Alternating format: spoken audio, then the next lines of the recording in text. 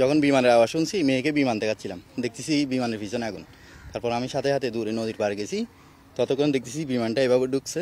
তারপর পাইলট দুইজনই প্যারাশুট দিয়ে বেরিয়ে গেছে, একজন একটু দেরিতে বেরিয়েছে, একজন উপরে ছিল, একজন নিচে। তারপর ওটা বিমান সাথে সাথে ডুবে গেছে একটা বিকট শব্দ হয়ে। আকাশে থাকা অবস্থায় ওরা বিমানটাকে এই নদীর দিকে তাক করছে, তারপর ওরা বেরিয়েছে।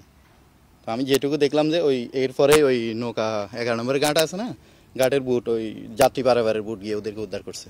আমি বিমান বাহিনীতে জব করি, তো আমাদের বিমানটা হচ্ছে এইখান থেকে হচ্ছে ফ্লাই করার জন্য উঠছে, ওঠার পরে মানে হয়তো একটু সমস্যা দেখা দিছে, এই জন্য হচ্ছে যখন উপরে উঠছে তখন হচ্ছে আগুন জ্বলতেছিল। তো মানে বিমানটা সেভ করার জন্য যে মানে অন্য ক্ষয়ক্ষতি না হয় এই জন্য হয়তো পাইলট স্যাররা হচ্ছে বিমানটা মানে নদীতে ফালানোর জন্য তারা আসতে ওইখান দিয়ে লাফ দিচ্ছে। দক্ষিণ দিকের থেকে আগুন ধরে আসছে, আগুন ধরে এসে এই সবুজ বয়াটা বরাবর গিয়ে ওটা আগুন ধরে ফুটে পড়ছে নদীর মধ্যে।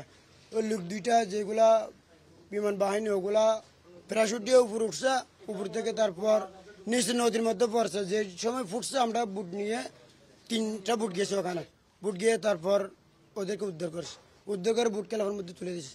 বিমানটা এদিক দিয়ে আসছে, এসে নিচে নামছে, নিচে নামার পরে ওটা ফুটে বয়ার সবুজ বয়ার পাশে পড়ছে, পরে ওরা প্যারাশুট নেমে নামতেছে, নিচে নেমে নদীতে পড়ে গেছে।